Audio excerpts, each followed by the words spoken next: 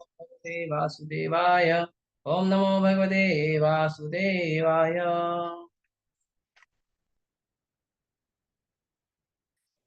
वासुदेवे भगवती भक्ति योग प्रयोजितः जनयति आशु वैराग्यम् ज्ञानं तच यद अहेतुकम्।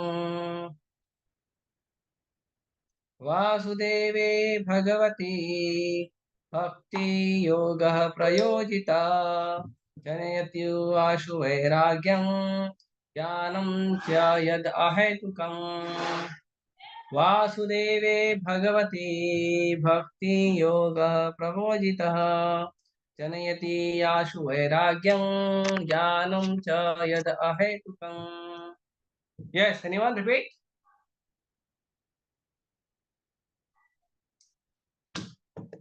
हरे कृष्णा प्रभु जी। हरे कृष्ण माता। वासु वासुदेवे भगवती भक्ति योग प्रयोजितः जनयति आशु वैराग्यम ज्ञानं चेत हैतुकम्। और कोई? हरे कृष्ण प्रभु जी। हरे कृष्ण। वासुदेव भगवती भक्ति योग प्रयोजिता जनयति यसु वैराग्यम ज्ञानम च या अहितुकम्। और कोई?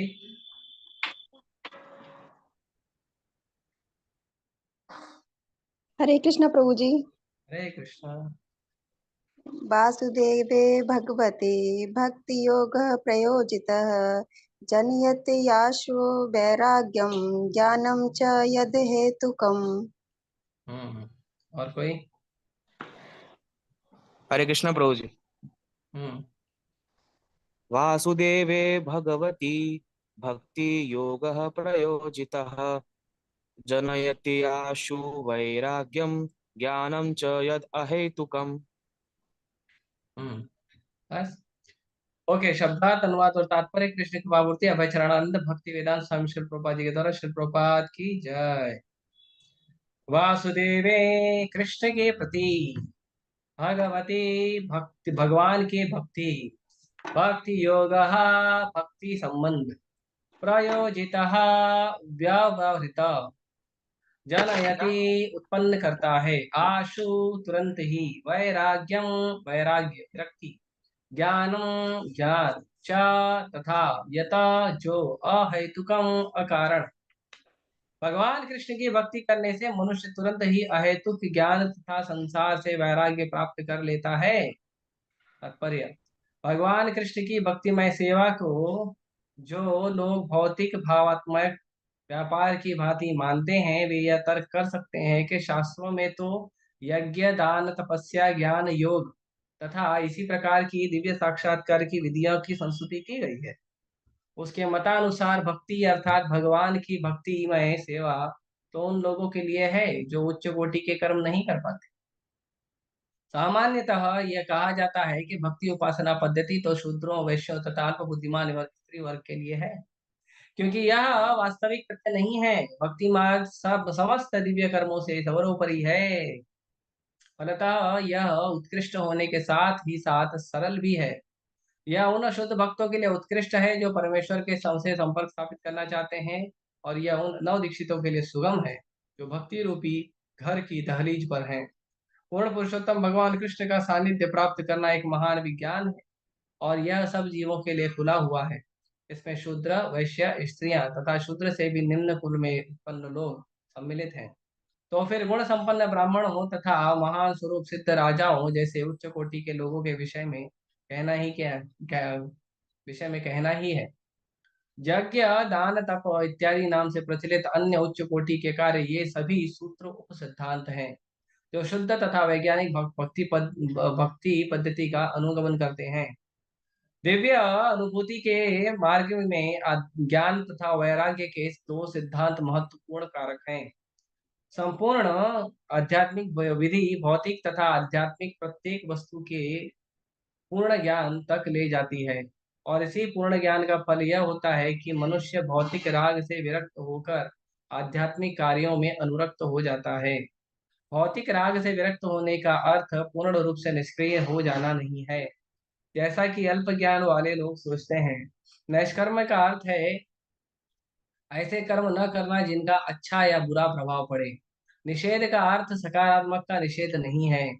अनावश्यक कार्यों का निषेध अनिवार्य का निषेध नहीं है। इसी प्रकार भौतिक रूपों से विरक्ति का अर्थ सकारात्मक रूप को नकारना नहीं है। भक्ति उपासना पद्धति तो सकारात्मक रूप से की अनुभूति के लिए निर्मित है। अतः अब जब सकारात्मक रूप का साक्षात्कार हो जाता है तो नकारात्मक रूप स्वतः विलग हो जाते हैं। अतः भक्ति उपासना पद्धति के विकास के साथ साथ वास्तविक रूप की सकारात्मक सेवा में व्यावहारिक रूप से जुड़ जाने से मनुष्य सहज रूप से निम्न कोटि के वस्तुओं से विलग होता है, हो जाता है और श्रेष्ठ वस्तुओं से जुड़ जाता है। इसी प्रकार भक्ति उपासना पद्धति जीव का सर्वोच्च धर्म होने के कारण वह उसे भौतिक इंद्रिय सुख से बाहर निकालती है। यही शुद्ध भक्त का लक्षण है। वह न तो मूर्ख होता है, न ही निकृष्ट शक्तियों में लगा रहता है, और न ही उसके पास भौतिक मूल्य होते हैं। यह केवल शुष्क चिंतन से संभव नहीं है, यह तो केवल भगवत भक्ति से ही संभव हो पाता है। निष्कर्ष यह है कि जो शुद्ध भक्त है वह अन्य सभी उत्तम गुणों से परिपूर्ण होता है, यथा ज्ञान वैराग्य आदि। किंतु जिसमें केवल ज्ञान तथा वैराग्य होता है वह भक्ति उपासना पद्धति के नियमों से ठीक से परिचित हो यह आवश्यक नहीं है। भक्ति मानव जाति का सर्वश्रेष्ठ धर्म है। ओम ज्ञानतिमिरन्धस्य ज्ञानाञ्जनशलाकया चक्षुरुन्मीलितं येन तस्मै श्रीगुरवे नमः। श्रीचैतन्यमनोभीष्टं स्थापितं येन भूतले स्वयं रूपः कदा मह्यं ददाति स्वपदान्तिकं। वन्देऽहं श्रीगुरुः श्रीयुतापदकमलं श्रीगुरून् वैष्णवांश्च श्रीरूपं साग्रजातं सहगण रघुनाथान्वितं तं सजीवं साद्वैतं सावधूतं परिजनसहितं कृष्णचैतन्यदेवं श्रीराधा कृष्णपादान् सहगण ललिता श्रीविशाखान्तां च नमो विष्णुपादाय कृष्णपृष्ठाय भूतले श्रीमते भक्तिवेदान्त स्वामी नित्यनामिने नमस्ते सारस्वते देवे गौरवाणी प्रचारिणे निर्विशेष शून्यवादी पाश्चात्य देशतारिणे नमो महावदन्याय कृष्णा प्रेम प्रदायते कृष्णाय कृष्ण चैतन्य नामने गौतुषे नमः। हे कृष्णा करुणा सिंधु दीनबंधु जगतपते गोपेश गोपिका कांत राधा कांता नमस्तुते तप्त कांचन गौरांगी राधे वृंदावनेश्वरी वृषभानुसुते देवी प्रणमामि हरिप्रिये वाञ्छाकल्पतरुभ्यश्च कृपा सिन्धुभ्येव च पतितानां पावनेभ्यो वैष्णवेभ्यो नमो नमः। जय श्री कृष्ण चैतन्य प्रभु नित्यानंद श्री अद्वैत गदाधर शिवासादि गौर भक्तवृंद। हरे कृष्णा कृष्णा कृष्णा हरे हरे हरे राम राम राम।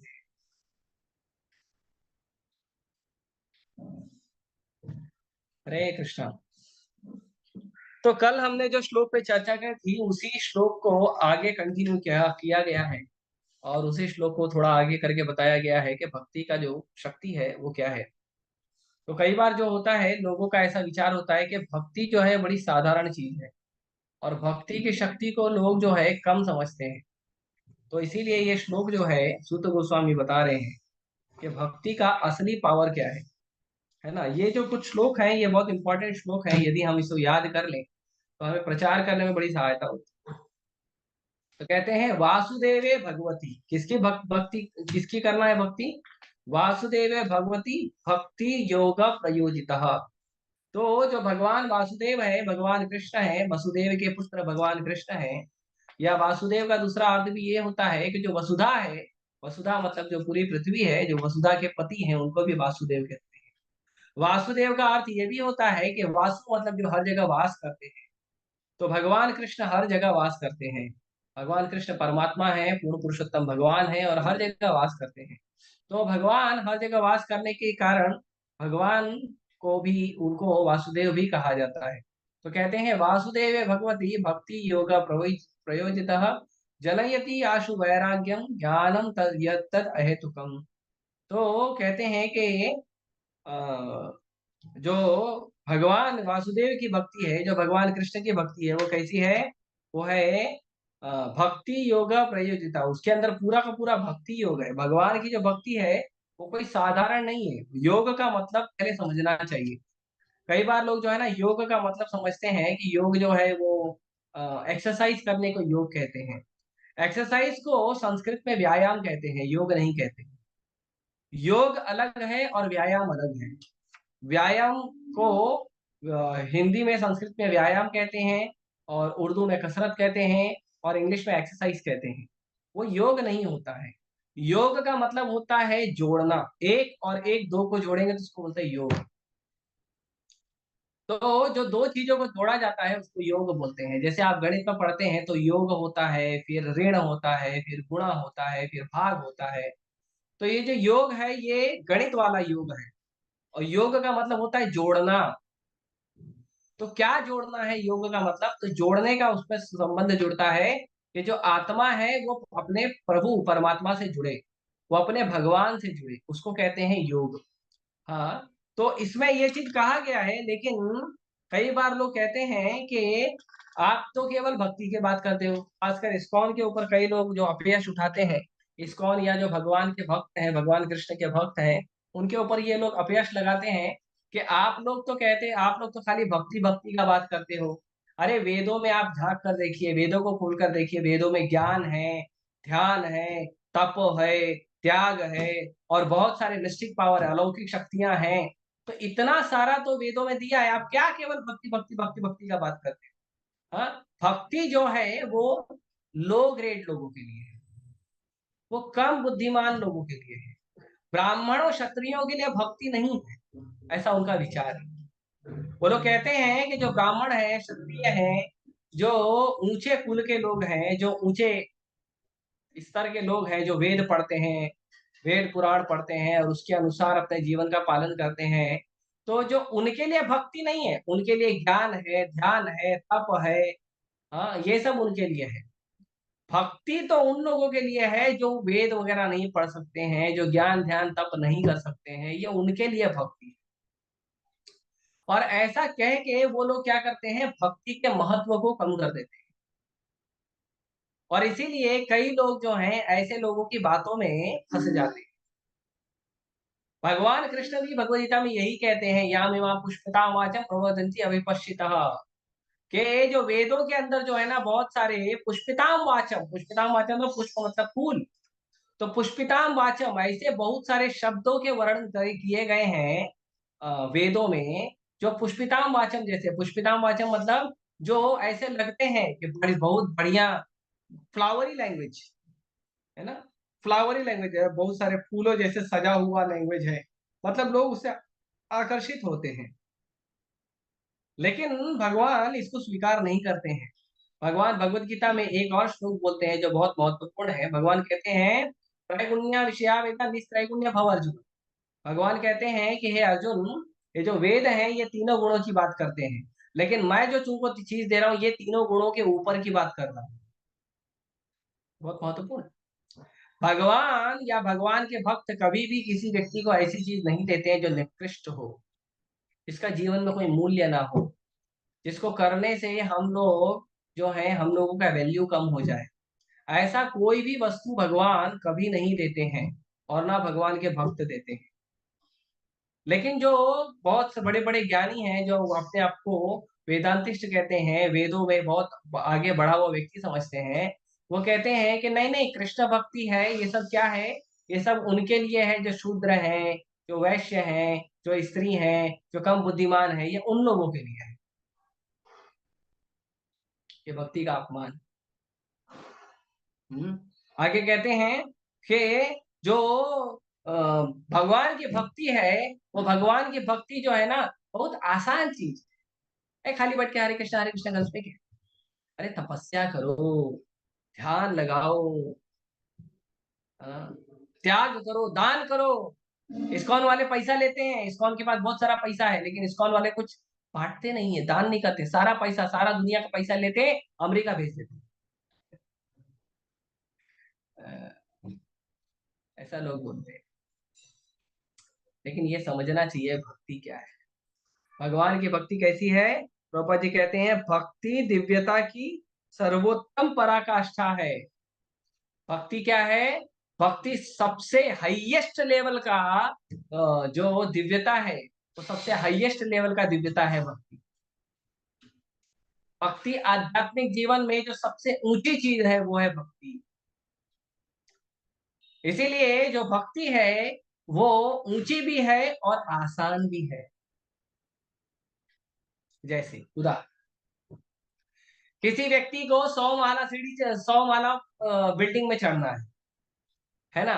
अब वो सीढ़ी से चढ़ेगा, पहले ध्यान, फिर ज्ञान, फिर तप, फिर दान, ऐसे कई सारी सीढ़ियां वो चढ़ते जाएगा। और सीढ़ी चढ़ के वो बोलेगा, देखो मेहनत करो, मेहनत, आसान काम मत करो। आप जाओगे, लिफ्ट का बटन दबाओ, लिफ्ट खुल गया, लिफ्ट के अंदर गए, आपको 100 माले पे जाना है, 100 माला दबा, चढ़ो ऊपर।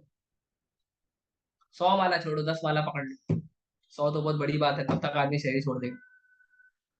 अब कोई व्यक्ति आके आपको प्रवचन देगा कि आप लोग मूर्ख हो, आप लोग सबसे आसान चीज चुनते हो। क्यों मालूम है? क्योंकि आपके अंदर मेहनत करने का दम नहीं है। सीढ़ी चढ़ने का जो दम होता है ना, वो नहीं है। अरे भैया, लेकिन जब लिफ्ट अवेलेबल है तो क्यों चढ़ूं? जब मेरे पास लिफ्ट अवेलेबल है, अगर बिल्डिंग में लिफ्ट अवेलेबल नहीं है तो सीढ़ी चढ़ना बुद्धिमानी है। लेकिन जब पहले से लिफ्ट अवेलेबल है तो मैं सीढ़ी क्यों चढ़ूं? ये चीज तो समझना चाहिए ना। अभी देखो, हमारे रेलवे प्लेटफॉर्म्स हैं, तो हमारे रेलवे प्लेटफॉर्म में पहले जो है वो नॉर्मल पत्थर की सीढ़ियां होती थी, पत्थर मिट्टी की सीढ़ियां होती थी। अभी उसमें लगा दिया एस्केलेटर, स्वचालित सीढ़ी। तो जो स्वचालित सीढ़ी है, अब लोग क्या करते हैं? अब आप देखोगे ज्यादा गर्दी कहाँ रहती है? यहाँ पे स्वचालित सीढ़ी है, लोग चुपचाप जाके खड़े हो जाते हैं, धीरे धीरे धीरे धीरे धीरे धीरे अपने आप ऊपर पहुंच जाते हैं। अभी कोई बोलेगा, अरे आप लोग के अंदर दम नहीं है, पता है, मेहनत नहीं करना चाहते हो, आप लोग कंजूस लोग हो। आप है ना, मेहनत बचाने के लिए ये ऑटोमेटिक सीढ़ी में रखते हैं। हम लोग को देखो, हम लोग मेहनत करते हैं, एक एक सीढ़ी चढ़ते हैं, मेहनत करते हैं। हाँ पते हैं बहुत, लेकिन एक एक सीढ़ी चढ़ते हैं। अरे भाई, अगर अवेलेबल नहीं है, या मान लो एस्केलेटर बहुत दूर है, तो ठीक है, आसपास का कोई सीढ़ी चढ़ के निकल जाओ। सामने एस्केलेटर है, एस्केलेटर छोड़ के बोलोगे नहीं, यह आसान लोगों का काम है, मैं आसान काम नहीं करूंगा, मैं मुश्किल काम। भैया जाइए। तो ये जो अहंकार है कि मैं तपस्या करता हूँ, मैं ध्यान करता हूँ, मैं दान करता हूँ, ये जो अहंकार है, ये अहंकार वालों को भक्ति नहीं मिलती। भक्ति मिलती है शरणागत को। भगवान कृष्ण के अगर नामों में देखेंगे तो भगवान कृष्ण का नाम है शरणागत वत्सल भगवान। भगवान का नाम है भक्त वत्सल भगवान। भगवान का नाम नहीं है ज्ञान वत्सल भगवान, कर्म वत्सल भगवान, ध्यान वत्सल भगवान, दान वत्सल भगवान, भक्त वत्सल। क्योंकि जो भक्ति है, भक्ति सर्वोत्कृष्ट है, सर्वोत्तम है आध्यात्मिक जीवन का, और आसान भी है। भक्ति लिफ्ट की तरह है, आप लिफ्ट में जाइए, बटन दबाइए, आसानी से ऊपर पहुंच जाइए, आपने जाके आराम से काम। ये भक्ति है।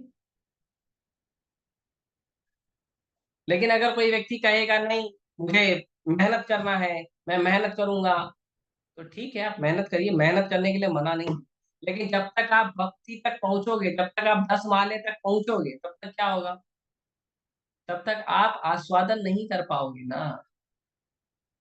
इतना हाँपोगे जोर जोर से, और दोनों पैर को पकड़ के बैठ जाओगे, पहले कुर्सी मंगाओगे, फिर बैठ जाओगे, फिर तुरंत पानी मंगाओगे, फिर 10 मिनट तक तो आप खड़े नहीं होंगे, और फिर उसके बाद आप काम करोगे। हाँ, तो ऐसा नहीं करना है। भक्ति जो है वो कैसा है? भक्ति सर्वोत्तम है, सर्वोत्कृष्ट है। और ये भक्ति जो है, ये सबसे आसान तरीका है भगवान को प्राप्त करने का। और भक्ति क्या है? भक्ति विज्ञान है। भगवान भगवद गीता में कहते हैं कि अर्जुन, तुमको मैं जो ज्ञान दे रहा हूं, वो ज्ञान कैसा है? ज्ञानम विज्ञानम सहितम यज्ञात्वा मोक्ष से अशुभात्। भगवान कहते हैं कि ये जो मैं तुमको भक्ति का ज्ञान दे रहा हूँ, ये जो तुमको दिव्य ज्ञान दे रहा हूँ, ये कैसा है? ज्ञानम विज्ञानम सहितम। ये केवल ज्ञान नहीं है, ये केवल आर्टिफिशियल या थेरेटिकल नॉलेज नहीं है, ये बैठ के चुपचाप हरे कृष्णा करना नहीं है, ये बहुत बड़ा विज्ञान है। ये हृदय की अनुभूति है, आत्मा की भगवान से जो संबंध है उसकी अनुभूति है। तो ज्ञानम विज्ञानम सहितम, भक्ति केवल ज्ञान नहीं है, भक्ति ज्ञान के साथ साथ विज्ञान भी है। तो ज्ञानम विज्ञानम सहितम यज्ञात्वा मोक्ष से अशुभात्। तो भगवान कहते हैं कि ये जो ज्ञान और विज्ञान है, इसको प्राप्त करने से क्या होगा? आप अशुभ चीजों से, हमारे जीवन में जितनी भी अशुभ चीजें हैं, उन अशुभ चीजों से हम क्या हो जाएंगे? मुक्त हो जाएंगे। अशुभ क्या है? अशुभ है मिश्रण, कर्म का मिश्रण, ज्ञान का मिश्रण, ध्यान का मिश्रण, दान का मिश्रण। और कई बार अब देखते हैं इस्कॉन में भी ऐसे ही होता है। कई भक्त लोग भक्ति करते करते करते करते बाद में बोलते हैं देखो हमको थोड़ा तपस्या भी करना, हमको थोड़ा दान भी देना चाहिए, हमको थोड़ा ध्यान भी करना चाहिए। तो मैं इसका परिभाषा बता दूं। तपस्या का मतलब प्रभुपाद जी ने बताया है, यदि आप में लोगों को तपस्या करनी है तो प्रभुपाद जी ने बताया है कि आप लोग तपस्या करिए। कैसे करना है? सुबह 4 बजे उठिए, बैठकर 16 माला करिए, यही तपस्या है। 4 नियम पालन करिए, यही तपस्या। सुबह 4 बजे उठिए, बैठकर 16 माला जप करिए और 4 नियम पालन करिए, यही तपस्या है, और कोई तपस्या नहीं है। और कलयुग में ये सबसे बड़ी तपस्या है। कलयुग में जो लोग 3 बजे सो रहे हैं वो 4 बजे कैसे उठेंगे? 8 बजे, 9 बजे, 10 बजे, 11 बजे, 12 बजे, अगर ऑफिस और कॉलेज ना हो तो 12-12 बजे लोग उठते हैं। और मैं झूठ बोल रहा हूं तो पता कर लेना आपके आस पड़ोस में। इतना लोग देरी से सोते हैं, देरी से उठते हैं, क्या भक्ति करेंगे? भक्ति का सबसे पहला कार्य है, सबसे पहला समय कृष्ण को दीजिए और सुबह सूर्योदय के पहले उठिए, ये तपस्या है कलयुग में। प्रभुपाद जी कहते हैं कलयुग में सबसे बड़ी तपस्या है लोग 4 बजे उठ जाए, सूर्योदय के पहले उठ जाए और बैठकर 16 माला जप करें, 4 नियम पालन करें, यही तपस्या है कलयुग में, और कोई तपस्या नहीं है। क्या करना है करिए। जितने लोग आए हैं सबसे भी निवेदन है मेरा, आपको तपस्या करने की इच्छा है ना, उठिए सुबह 4 बजे। अब सुबह 4 बजे उठना है तो उसके लिए रात को जल्दी सोना पड़ेगा ना, रात को 10 बजे सोना पड़ेगा, 10:30 बजे सोना पड़ेगा, मैक्सिमम 11 बजे तक पूरा लाइट बंद, दुकान बंद, संसार बंद, सो जाओ बिस्तर में, करना पड़ेगा ना। अब रात को 1-1 बजे तक अगर हम लोग मोबाइल चलाएंगे, रात को 1-1 बजे तक अगर हम सोशल मीडिया पे पोस्ट करते बैठेंगे तो कैसे उठेंगे? 1-1 बजे तक मैं तो देखता हूँ, मुझे कई लोग आके बताते हैं प्रभु जी 12 बजे तो हम खाना खाते हैं। वाह, 12 बजे आप खाना खाते हो, खाना पचता भी नहीं है रात भर में। फिर तो ये जो तपस्या है, तपस्या का मतलब होता है सबसे पहले सुबह जल्दी उठना सीखिए। तपस्या करने की इच्छा है ना, सुबह जल्दी उठिए, 4 बजे उठिए, 16 माला जप करिए, 4 नियम पालन करिए, ये तपस्या करिए, करके दिखाइए। उससे बड़ी तपस्या नहीं है कोई दूर धुरंधर बहुत बड़ा व्यक्ति हिमालय पे जाके नंगा शरीर रखकर तपस्या करने वाला व्यक्ति, उसको बोलो हिमालय पे मत जाओ, घर में सो जाओ, सुबह रात को 10 बजे सो जाओ, सुबह 4 बजे उठो, हरे कृष्ण महामंत्र का माला जप करो, ये दिखाओ। हिमालय पे नंगा शरीर लेकर घूमने का जो एडवेंचर करते हैं ना, वो एडवेंचर छोड़िए, शांति से बैठकर जप करके दिखाइए, पहले करिए तो सही। तपस्या करने की इच्छा है तो हम ऐसी तपस्या देंगे आपको जो सबसे आसान है, लेकिन करके दिखाओ तो माने। और एक दिन नहीं करना है, साल के 365 दिन करने हैं। करिए ये तपस्या। ज्ञान की बात करते हैं, भक्ति का ज्ञान लीजिए। सर्वोत्तम ज्ञान, ऐसा ज्ञान जिसके आनंद में ब्रह्मा जी और शिव जी भी आनंदित रहते हैं, ये भक्ति का ज्ञान है। इस भक्ति के ज्ञान को लीजिए और भक्ति के ज्ञान को लेकर आप इस भक्ति के ज्ञान का प्रचार करिए। कृष्ण भक्ति का ज्ञान। और कृष्ण भक्ति का ज्ञान कैसा है? कृष्ण भक्ति का ज्ञान है अमल ज्ञान है। इसके अंदर कर्म ध्यान दान ये सब का मिश्रण नहीं है। इसमें शुद्ध भगवान कृष्ण का गुणगान है और कुछ नहीं है। जिस ज्ञान को व्यासदेव जी लिखने ही, व्यासदेव जी ने जब उस ज्ञान को लिखा, लिखते ही व्यासदेव जी आनंदित हो गए। लेकिन जब व्यासदेव जी ने वेद लिखा था, पुराण लिखा था, शास्त्र लिखा था, तो व्यासदेव जी का मन खिन्न था कि नहीं होगा कलयुग के लोगों का उद्धार ऐसे। क्यों? उसमें मिश्रण है, उसमें इच्छाएं हैं, अनंत इच्छाएं भरी हुई। और वेदों को पढ़ के अनंत इच्छाओं को पूरी करते करते करते करते व्यक्ति भक्ति कैसे करेगा? पहले ही हमारा इतना मन विचलित रहता है, ऊपर से अलग अलग अलग अलग शास्त्र उठा के पढ़ते रहेंगे, उसमें अलग अलग इच्छाओं के लिए अलग अलग नियम कर्मकांड बताया, करते करते करते करते फंस जाएंगे पूरा। क्या भक्ति करें? हमारे ऑनलाइन प्रोग्राम के जो कोऑर्डिनेटर है नीलांबर प्रभु भी जो है यज्ञ कराते हैं, कर्मकांड कराते हैं। लेकिन आप यदि उनका पर्सनल जीवनचर्या देखोगे ना, रोज सुबह उठ के, चाहे वो कहीं भी हो, चाहे भले रात को 12-1 बजे सोए, कहीं भी हो, किसी भी राज्य में हो, चाहे महाराष्ट्र में हो, चाहे मुंबई में हो, चाहे गुजरात में हो, चाहे अहमदाबाद में हो, कहीं भी हो, चाहे मथुरा में हो, चाहे साउथ इंडिया में हो, सुबह उठते हैं, मंगल आरती आते हैं, 16 माला बैठकर मंदिर में भगवान के सामने जप करते हैं, उसके बाद दूसरा काम। अरे बल चाहिए ना। आध्यात्मिक बल आता है भगवान का नाम जप करने से। ये दान और ध्यान का जो ड्रामा है वो करने से नहीं आता। और सबसे बड़ा ध्यान है भगवान के चरण कमल पे ध्यान लगाना। जो ध्यान की पराकाष्ठा है, यम नियम आसन ध्यान धारणा समाधि, ये जो 8 प्रकार के जो अष्टांग योग है, या अष्टांग योग का जो मुख्य उद्देश्य है वो है भगवान श्री भगवान के चरणों पे, चरण कमलों के ऊपर ध्यान लगाना। और यदि आप भगवान का नाम स्वयं जप कर रहे हो तो अलग से क्यों तपस्या कर रहे हो? अलग से क्यों तपस्या कर रहे हो? अलग से क्यों दान देने जा रहे हो? आपको दान देना है ना, ले आइए, कितना पैसा है आपके पास? 10 रुपया, 20 रुपया, 100 रुपया, 50 रुपया, 500 रुपया, 2,000, 5,000, 10,000, लाख, 10 लाख, करोड़, 20 करोड़, 50 करोड़, हजार करोड़, अरब, जितना है लाइए, सब लगा देंगे भगवान की सेवा में।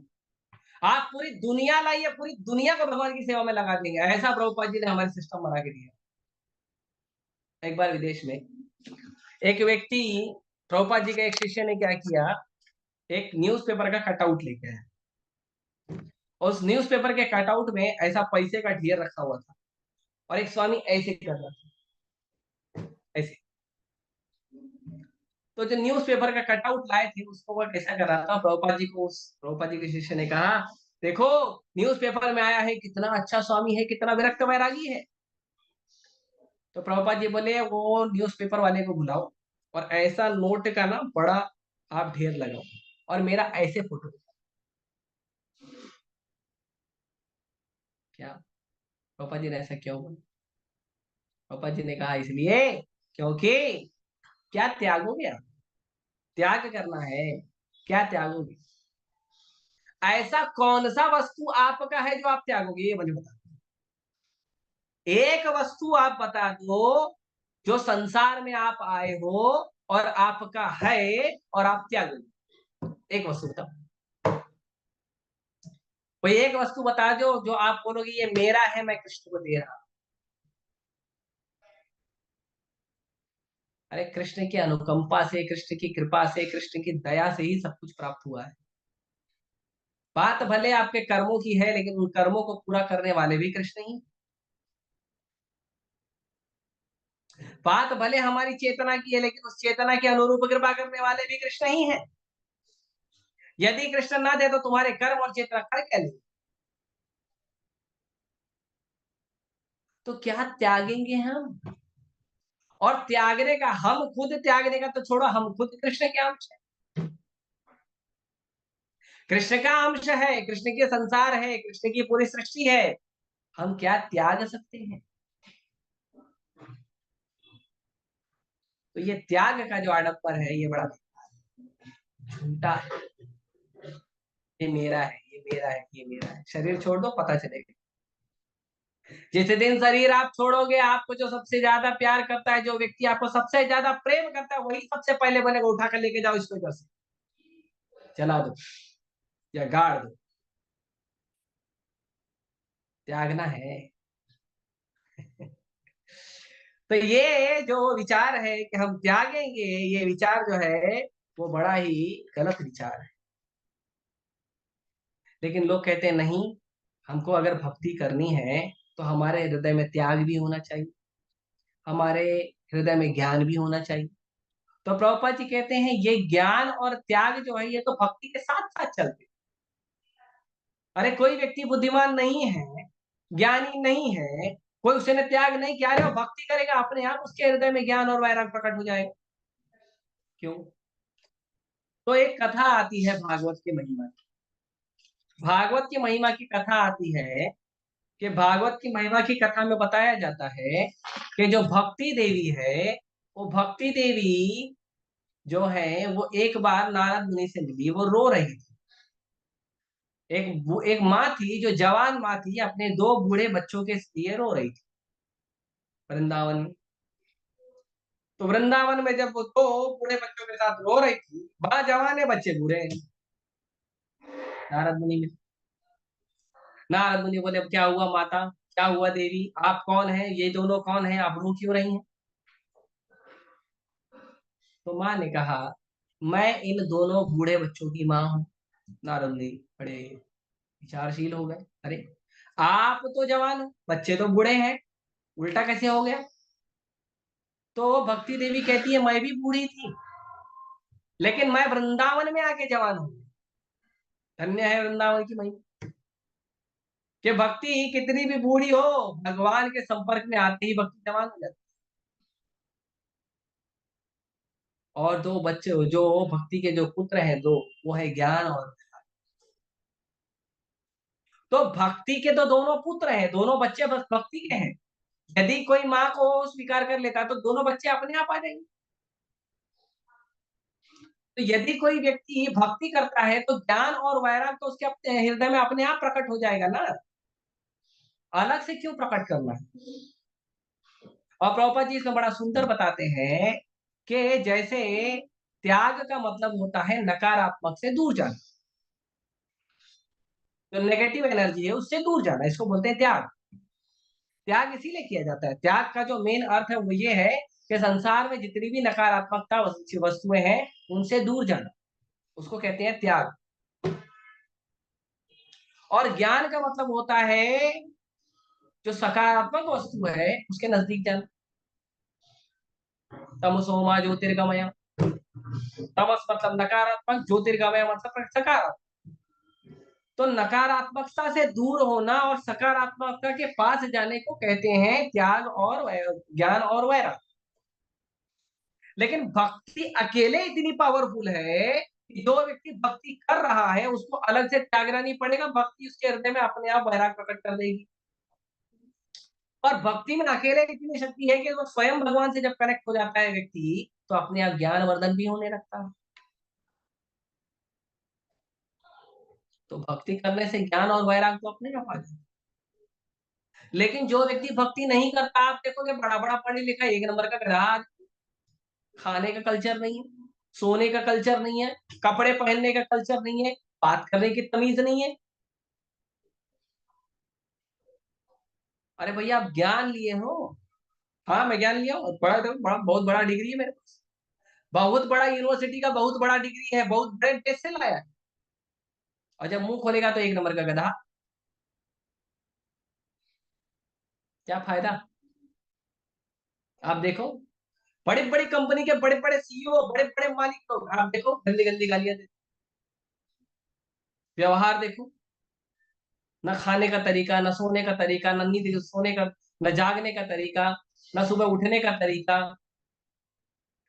बड़े पढ़े लिखे अंग्रेज लोग मुंह धोने के पहले चाय पी,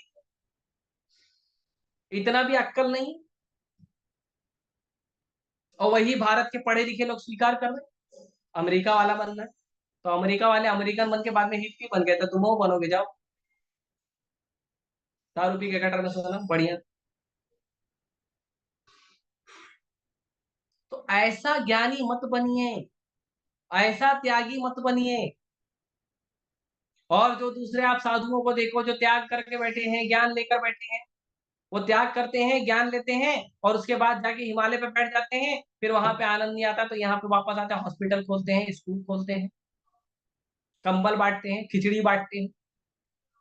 अरे आप तो गए थे अध्यात्म का शक्ति लेने के लिए, ना आध्यात्म का शक्ति मिला नहीं, ठीक है वापस आओ, आओ समाज में कुछ तो अच्छा काम करो। लेकिन जो भगवान की भक्ति करता है, वो अपने आप नेगेटिव एनर्जी उसको अपने आप छोड़ने लगती है, क्योंकि भगवान का जब नाम जप करता है, हरे कृष्णा कृष्णा कृष्णा हरे हरे, हरे राम राम राम हरे हरे, भगवान का जब नाम जप करता है, तो अपने आप उसके शरीर में पॉजिटिव एनर्जी आने लगती है, क्योंकि भगवान परम पॉजिटिव है। भगवान से ज्यादा कौन पॉजिटिव है? भगवान से ज्यादा क्या सकारात्मक होगा? तो नेगेटिव एनर्जी से हम अपने आप दूर हो जाते हैं, अपने आप पॉजिटिव एनर्जी से कनेक्ट हो जाते हैं जब हम भगवान का नाम जप करते हैं। जो स्वयं पूर्ण पुरुषोत्तम भगवान से कनेक्टेड है, जो स्वयं पूरे जनरेटर से कनेक्टेड है, उसको छोटे छोटे स्विच बोर्ड से क्या लेना देना? भगवान की भक्ति जो है वो मेन जनरेटर है, मेन पावर हाउस है, वहीं से छोटे छोटे वायर निकलते हैं, छोटे छोटे स्विच बोर्ड बनते हैं। और जब आप डायरेक्ट मेन जनरेटर से ही कनेक्ट हो गए हो, तो छोटे छोटे स्विच बोर्ड का क्या वैल्यू? ध्यान का, ज्ञान का, तप का। तो भगवान कृष्ण की भक्ति इतनी शक्तिशाली है कि जनयति आशु वैराग्यम। अच्छा कोई बोलेगा भक्ति करो लेकिन टाइम लगेगा, नहीं। आशु,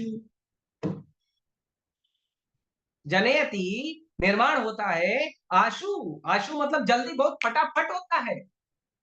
वैराग्यम ज्ञानम च यदहितम, ज्ञान भी अपने आप जनरेट हो जाएगा, वैराग्य अपने आप जनरेट हो जाएगा। बड़े बड़े पढ़े लिखे हैं, उनको बोलो मान छोड़ दो, छूटता नहीं है। उनको बोलो दारू छोड़ दो, छूटता नहीं है। और यहाँ इस्कॉन में लोग चाय और कॉफी छोड़ देते, अवैध संबंध छोड़ देते, दारू पीना छोड़ देते, मांस खाना छोड़ देते, कांदा लहसुन, अरे भाई कांदा लहसुन छोड़ दिया। ये जितने बैठे हैं महान महान संत लोग ऑनलाइन भागवतन, कांदा लहसुन छोड़ दिया, चाय कॉफी छोड़ दिया। अरे यहाँ तक के मूवी देखना छोड़ देते हैं, टीवी देखना छोड़ देते हैं। अरे कौन से प्लेनेट से आए हो भाई? नहीं, हम लोग भी पहले आपकी तरह थे। हाँ, हम भी पहले आप जैसे समाज के लोग की तरह। ये कैसा हो गया? अरे ऐसे ही हो, कैसा हो गया ना, हरे कृष्णा करते हो या हरे कृष्णा में इतना पावर? खाली हरे कृष्णा जब करो और तुम्हारा सब गड़बड़ छूट जाए, और हरे कृष्णा जब करो और तुम्हारा सब बढ़िया बढ़िया चालू हो जाएगा। महाप्रसाद मिलेगा, महामंत्र मिलेगा, महा आरती मिलेगी, सब महा महा मिलेगा। छोटा तो कुछ मिलता ही नहीं इस्कॉन में, सब बड़ा बड़ा मिलता है, सब कुछ महा मिलता है। तो ये जो जो व्यक्ति भक्ति करता है, वो व्यक्ति सबसे आसान काम करता है लेकिन सबसे सर्वोत्तम काम। उसको छोटे छोटे जो कार्य हैं, ज्ञान को त्याग, ज्ञान को लेना, ध्यान को लेना, तप को लेना, उसको करने की आवश्यकता नहीं है। केवल भगवान की भक्ति करिए। आप देखोगे बहुत सारे लोग हठ योगी बन के बैठे हैं, चले जाते हैं, निकल जाते हैं घर संसार छोड़ के, पूरा जीवन भर इधर उधर भटकते रहते हैं। अब कोई जरूरत नहीं है, घर में बैठ के भक्ति करो। चैतन्य महाप्रभु को ने, जब वासुदेव दत्त ने चैतन्य महाप्रभु को बोला कि महाप्रभु आप भगवान हैं, आप जा रहे हैं, मैं भी आपके साथ चलूंगा, मैं भी आपके साथ चल के भजन करूंगा, मैं आपके साथ चल के भक्ति करूंगा, मैं गृहस्थ हूँ, मैं गृहस्थ आदमी कैसे गृहस्थी में भक्ति कर सकता हूँ? मैं नहीं कर सकता हूँ भगवान, मैं चलूंगा आपके साथ। चैतन्य महाप्रभु ने उनको शिक्षा दी, स्थाने सीता श्रुति कथा चनवान भी, वासुदेव दत्त कहीं नहीं जाना। तुम जिस घर में रहते हो उसी घर में बैठिए, उसी घर में भगवान का भक्ति करिए, उसी घर में हरिनाम का जप करिए। वासुदेव दत्त बोला लेकिन प्रभु आपसे मिलना है।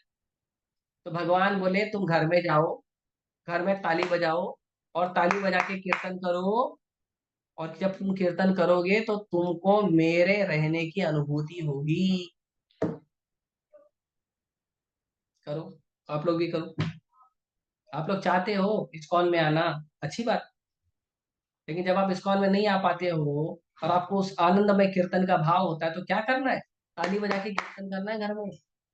घर में 4 भक्त लोग जमा हो जाओ, ताली बजा के कीर्तन करो, करताल की भी जरूरत नहीं, ताली बजाओ कीर्तन करो, आपको भगवान की भक्ति का आभास होगा। 100% चैतन्य महाप्रभु का गारंटी है। तो जिस स्थान में हो, जिस परिस्थिति में हो, वहीं पे आप भगवान का भक्ति शुरू कर सकते हो। इतना आसान है और सर्वोत्तम है। ये भगवान की भक्ति आपको क्या देता है पता है? डायरेक्ट कृष्ण भगवान, डायरेक्ट कृष्ण भगवान का प्यार, उनका प्रेम, उनका आनंद, उनके चरण कमल की कृपा, डायरेक्ट। और कैसे मिलती? आशु, फटाफट। इतने सारे जन्मों का हमारा पाप कर्म है, भक्ति करते ही जलना शुरू हो जाता है। थोड़ा समय लगता है, धैर्य रखना चाहिए, कम से कम 1 जन्म 2 जन्म 4 जन्म तो लगेगा, लेकिन जो करोड़ों करोड़ों करोड़ों जन्मों का जो संचित कर्म है वो 2-4 जन्म में जल के खत्म हो जाए। और एकदम दृढ़ता से भक्ति करोगे तो हो सकता है कुछ महीनों में, कुछ साल में ही खत्म हो जाए। इतना पावर है हरिनाम का, इतना पावर है भगवान कृष्ण की भक्ति का। तो भगवान कृष्ण की भक्ति जो है सबसे सर्वोत्तम है और सबसे आसान है।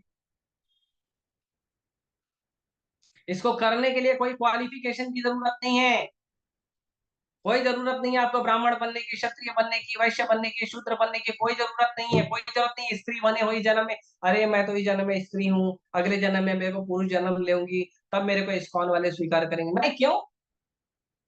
हमारे इस्कॉन में कई सारी माताएं हैं, प्रभुपाद जी की शिष्य शिष्याएं हैं, और उनके भी जो आगे हमारे जनरेशन में कई सारी माताएं हैं। आप देखिए क्या पावरफुल भक्ति करती हैं।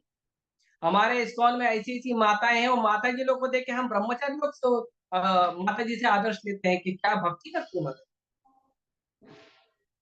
तो कोई भेद ही नहीं है, ना ब्राह्मण का, ना क्षत्रिय का, ना वैश्य का, ना शूद्र का, ना स्त्री का, ना पुरुष का, किसी चीज का भेद नहीं है। भक्ति सबके लिए है, कृष्ण सबके हैं, भक्ति सबकी है। तो भक्ति करिए, हरे कृष्ण मंत्र का जप करिए, प्रभुपाद जी के ग्रंथों को पढ़िए, प्रसाद खाइए, भक्तों का संग करिए। जहां भी आपके घर के आसपास, जहां भी भगवान की भक्ति का कीर्तन भजन हो रहा है, वहां पे आइए, जमा हुई, समय निकालिए। ऐसे रोज ऑनलाइन आइए, खुद भी आइए, मित्रों को भी ले आइए, चर्चा करेंगे, भगवान की भक्ति की चर्चा करेंगे। लेकिन ये जो भगवान की भक्ति है, ये भगवान की भक्ति जो है वो सूखे ज्ञान से नहीं प्राप्त होती है। खाली बैठकर भागवतम और भगवत गीता पढ़ रहे हो, भागवतम भगवत गीता तो अच्छा है क्योंकि उसके अंदर प्रभुपाद जी का तात्पर्य लिखा है तो अच्छा है, लेकिन खाली ज्ञान और ध्यान का जो सूखा ज्ञान है, वो सूखे ज्ञान को खाली चर्चा करने से भक्ति का आस्वादन नहीं होने। भक्ति का आस्वादन करने के लिए आपको भगवान के नाम जप करना पड़ेगा। भक्ति का आस्वादन करने के लिए आपको शास्त्रों को, जो स्पेशली जो भक्ति के शास्त्र है, उसको पढ़ना पड़ेगा। जैसे एक मेरे को दोहा याद आया है, बहुत फेमस है। तो कबीर जी कहते हैं, पोथी पढ़ी पढ़ी जगमुआ, पंडित भयानक हो, 2.5 अक्षर प्रेम का पढ़े तो पंडित हो। और इसको कोई लोग, हमारे कॉलेज का लड़का लड़की लोग जोड़ देते हैं हमारे लस्टफुल एक्टिविटीज, प्यार से। देखो, प्यार करो, प्यार। कॉलेज की पढ़ाई से क्या होने वाला है? कॉलेज की पढ़ाई से कुछ होने वाला भी नहीं है, लेकिन तुम्हारा जो ये प्यार है उससे भी कुछ नहीं होने वाला है, क्योंकि तुम प्यार नहीं करते हो। आज एक है, कल दूसरा, परसों तीसरा, परसों बाद में चौथा। लड़का लड़की दोनों लगे रहते हैं, क्या प्यार है? हाँ, तो पशु लोग करते हैं। लेकिन इस दोहे का तात्पर्य है, होती पड़ी पड़ी जन्म हुआ। पूरा संसार जो है ध्यान का, ज्ञान का और तपस्या का, ऐसा बहुत सारा, बहुत बहुत बहुत ज्ञान लेते हैं। लेकिन इतना ज्ञान लेने के बाद उनके हृदय में भक्ति का आनंद नहीं प्रकट होता है, सूखा हृदय हो जाता है। पंडित भयानक हुआ ही, कोई ज्ञानी बना ही नहीं। बहुत सारा पोथी पढ़ लिए, बहुत सारा शास्त्र पढ़ लिए, लेकिन ज्ञानी बने ही नहीं। ढाई अक्षर प्रेम का जो भगवान कृष्ण की भक्ति है, भक्ति को देखिए, भक्ति ढाई अक्षर की है। भक्ति ढाई अक्षर की है। ढाई अक्षर प्रेम का, ये भगवान की जो ढाई अक्षर की भक्ति है, ये ढाई अक्षर की भक्ति का जो ग्रंथ है, Bhagavad Gita, Shrimad Bhagavatam, Chaitanya Charitamrita, nectar of devotion, nectar of instruction, जो प्रभुपाद जी ने 80 ग्रंथ दिए हैं भक्ति के ऊपर, इन ग्रंथों को आप पढ़िए, पढ़े सो पंडित होए। अब ढाई अक्षर प्रेम का बोले हैं, लेकिन आगे क्या बोले, पढ़े सो पंडित। ढाई अक्षर प्रेम करे सो पंडित हो, नहीं बोले, सही बोले के तुम जाके थोड़ा प्यार करो सो पंडित हो जाओगे। नहीं, पंडित नहीं बनोगे, मूर्ख बनोगे एक नंबर की। ढाई अक्षर प्रेम का मतलब, जो ढाई अक्षर प्रेम का जो भक्ति है, उस भक्ति को भक्ति के ग्रंथों से अगर आप पढ़ोगे तो क्या होगा, आप सच में ज्ञानी बनोगे, सच में पंडित बनोगे, सच में भगवान के शरणागत, भगवान के भक्त बनोगे, प्रचारक बनोगे भगवान की भक्ति का। इसीलिए यह हमको पढ़ना है, इसीलिए हमको भक्ति करना है, इसीलिए हरि नाम करना है, इसीलिए प्रसाद पाना है, इसीलिए भक्तों के संग में आना है। और जब हम ये करेंगे तो धीरे धीरे धीरे धीरे क्या होगा, भक्ति प्राप्त होते ही अपने आप ज्ञान आ जाएगा, अपने आप ध्यान आ जाएगा। एक छोटा सा उदाहरण सुना। एक बार भक्ति सिद्धांत सरस्वती ठाकुर गोस्वामी महाराज, भक्ति सिद्धांत महाराज ऐसे कई सारे प्रयोग करते थे कि एकदम भक्ति की महिमा को एकदम स्थापित कर देते थे। तो भक्ति सिद्धांत महाराज एक बार क्या कर रहे थे, एक बार उन्होंने, भक्ति सिद्धांत महाराज का क्या एक शिष्य थे जो धोबी थे, पढ़े लिखे कुछ थे नहीं, अंगूठा छाप, खाली महाराज की क्लास में बैठते थे, भक्ति सिद्धांत महाराज की क्लास में बैठते थे, और तो वो अपना धोबी का जो भी काम है वो करते थे, पढ़ाई लिखाई कभी कोई ग्रंथ खोल के पढ़ा नहीं, बस हरिनाम करते थे, उनको उनके गुरु महाराज ने बोला था तो कर रहे थे। तो एक बार भक्ति सिद्धांत महाराज बोले धोबी को, जो उनके धोबी शिष्य थे, उनको बोले कि एक काम करो, आज का भागवतम क्लास आप दो। वो चौंक गए, बोले गुरु महाराज, आप जो भागवतम क्लास होता है उसमें बड़े बड़े सन्यासी लोग बैठते हैं, और मैं जिसको भक्ति का क ख ग भी नहीं आता है, मैं क्या क्लास दूं? भक्ति सिद्धांत महाराज बोले मेरा आदेश है, क्लास दूं। बोले ठीक है गुरु महाराज, आपके चरणों में वंदन, और आपकी कृपा से आपके दिए हुए शब्दों को ही मैं प्रयास करूंगा रिपीट करने, मुझे क्षमा करिए, आपके आदेश को पूरा करने के लिए मैं क्लास दे। भक्ति सिद्धांत महाराज यस को, उन्होंने जो क्लास दिया ना, बड़े बड़े सन्यासी लोग दंग रह गए कि भक्ति का इतना गुह्य महत्व तो इसको कैसे पता चला।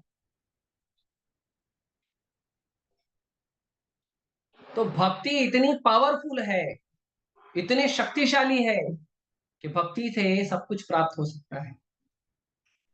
ध्रुव महाराज 5 साल के बच्चे थे, एबीसीडी सीखा ही नहीं था, काका काका सीखा ही नहीं था, चले गया गुस्से में, क्षत्रिय था, चले गया गुस्से में, ब्रह्मा जी से बड़ा राज्य थी, भगवान मिले, भगवान का दर्शन मिला। अब ध्रुव महाराज जब इतने सुंदर मधुर कोमल एकदम आनंद घन भगवान जब सामने खड़े हैं, ध्रुव महाराज के हृदय में भाव उत्पन्न हो रहा है, भगवान को कुछ बोलूं कुछ बोलूं कुछ बोलूं, अरे काका काका तो पढ़ा ही नहीं, बोलेगा क्या, टेंशन में आ गया। और अंतर्यामी परमात्मा भगवान सामने खड़े हैं, भगवान को पता चल गया बच्चे की क्या इच्छा है। भगवान ने क्या किया पता, भगवान ने अपना शंख जो है ध्रुव महाराज के हृदय पे, सर पे लगा दिया। जैसे ही ध्रुव महाराज के सिर पे भगवान ने शंख लगाया, ध्रुव महाराज धनाधन धनाधन धनाधन धनाधन भगवान का गुणगान शुरू कर दिया। और पता है, भागवतम के 2 अध्याय भर गए ध्रुव महाराज की भगवान कृष्ण के चरणों में, भगवान विष्णु के चरणों में प्रार्थना से। 2 अध्याय खोल के देख लेना। 5 साल का बच्चा, प्रहलाद महाराज 5 साल का बच्चा, कौन सा ज्ञान लेने के गए थे? तो इसीलिए जो भक्ति का ज्ञान लेते हैं, ये जो भगवत गीता है, भागवतम, ये भक्ति का ज्ञान है। और ये भक्ति का ज्ञान अपने आप में सक्षम है, परिपूर्ण है, सब कुछ दे देगा आपको। अलग से कोई ध्यान ज्ञान ये सब देने की जरूरत नहीं है। और भागवतम तो इतना पावरफुल है, उसमें आप कॉस्मोलॉजी ले लो, बायोलॉजी ले लो, फिजिक्स ले लो, केमिस्ट्री ले लो, एम्ब्रोलॉजी ले लो, जितना आपको ज्ञान चाहिए सब भागवतम में मिल जाएगा।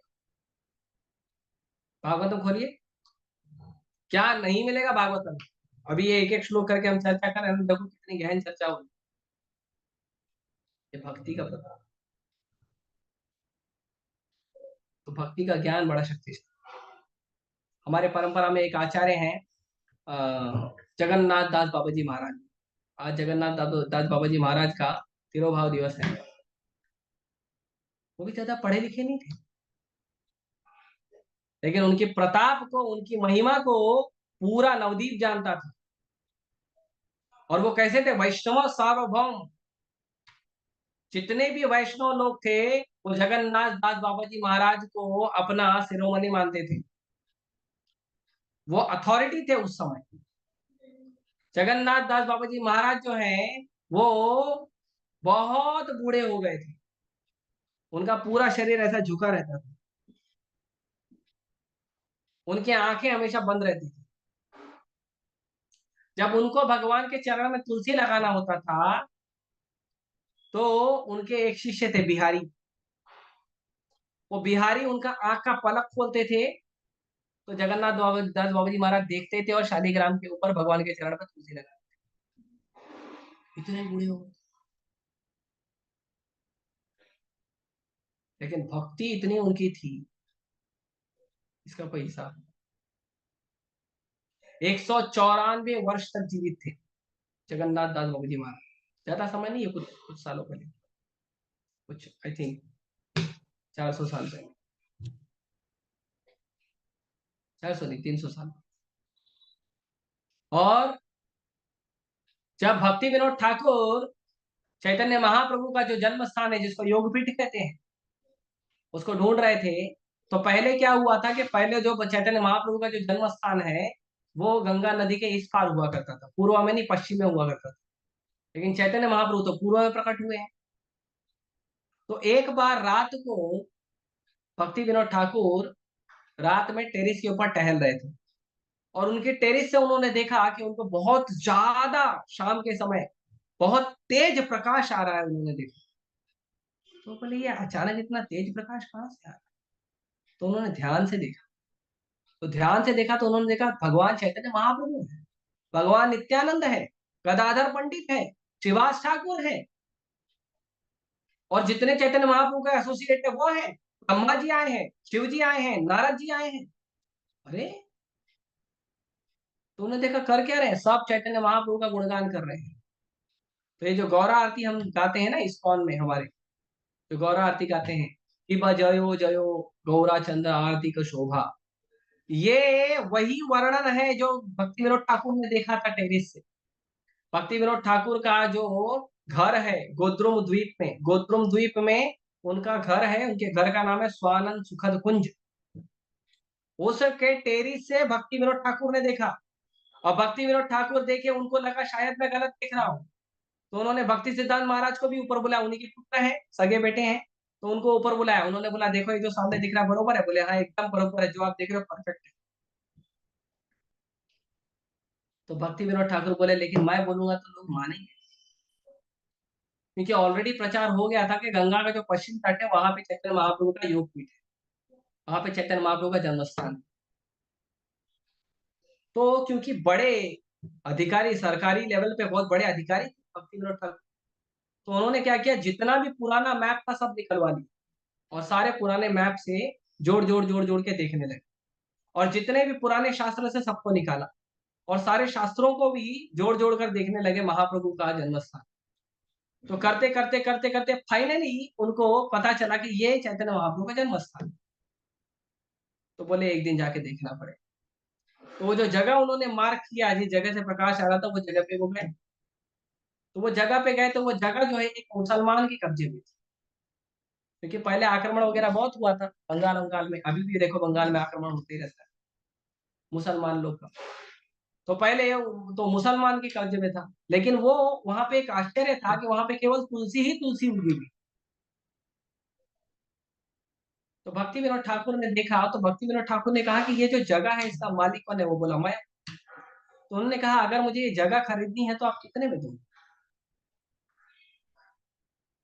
तो उसने बोला भाई जितने में चाहिए ले लो, ये वैसे भी जगह मेरे काम की नहीं है। यहाँ पे मैं जो बीज डालता हूँ तुलसी उगती है, आम का डालूंगा तुलसी उगेगी, अमरूद का डालता हूँ तुलसी उगती है, जामुन डालता हूँ तुलसी उगती है, सब्जी का बीज डालता हूँ तुलसी उगती है, तुलसी ही उगती है। मेरे किस काम की तुलसी? हम मुसलमान लोग हैं, हमको तो काम नहीं तुलसी का।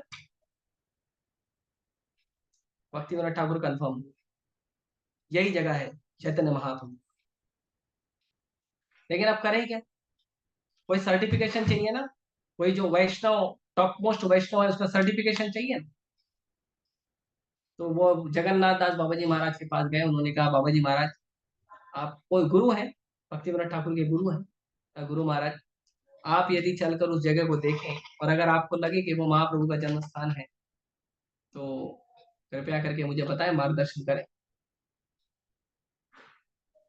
तो जो बिहारी जी हैं, वो बिहारी जी जगन्नाथ दास बाबा जी महाराज को कहीं जाना होता था तो उनको टोकरी में बिठाते थे और टोकरी सर पे लेके घूमते। तो टोकरी में उनको लेके गए, भक्ति विनोद ठाकुर आगे आगे वो पीछे पीछे।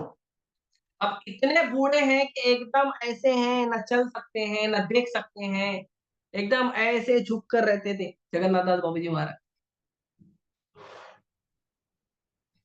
लेकिन जैसे ही योगपीठ पे पहुंचे, जैसे ही चैतन्य महाप्रभु के जन्म स्थान पे पहुंचे, वैसे ही जगन्नाथ दास बाबा जी महाराज टोकरी से ऊपर से कूद गए और एकदम छोटे बच्चे की तरह जोर जोर से नाच नाच के जोर जोर से चिल्लाने लगे, हे रे निमाई जन्म स्थान, हे रे निमाई जन्म स्थान।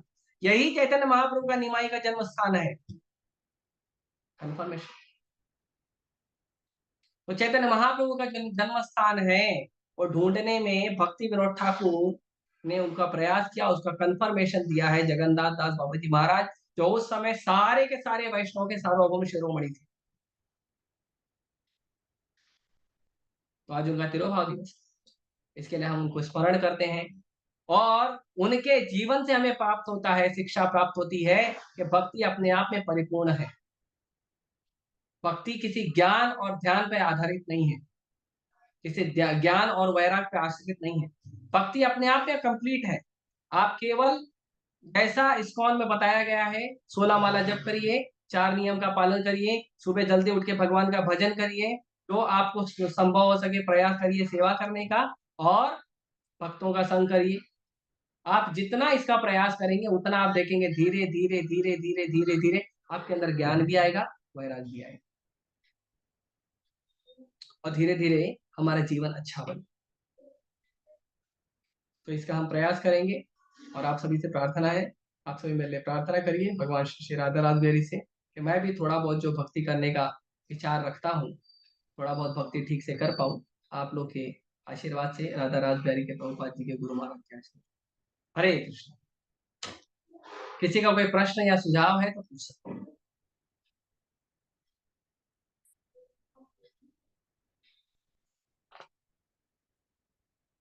हरे कृष्ण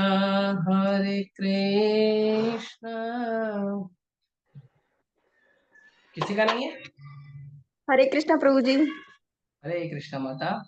एक माता यही है आशीर्वाद देने की, बोलिए माता। हाँ जी प्रभु जी, जो आपने अभी जो कथा सुनाई थी लास्ट में गौर निताई की, ये मैंने टीवी के माध्यम से ही सुनी थी। वैसे तो मुझे याद नहीं रहता, पर लेकिन अभी मैंने ये धाम यात्रा में ये कथा सुनी थी, तो मुझे बड़ा अच्छा लगा मैं कि मैंने आपके मुख से दोबारा सुनी। आप लोग ऐसे आशीर्वाद देते रहिए, भगवान का कथा गुणगान करूंगा तो मैं शुद्ध हो जाऊंगा जल्दी। ठीक है। हरे कृष्णा और प्रभु कोई? जी। और कोई?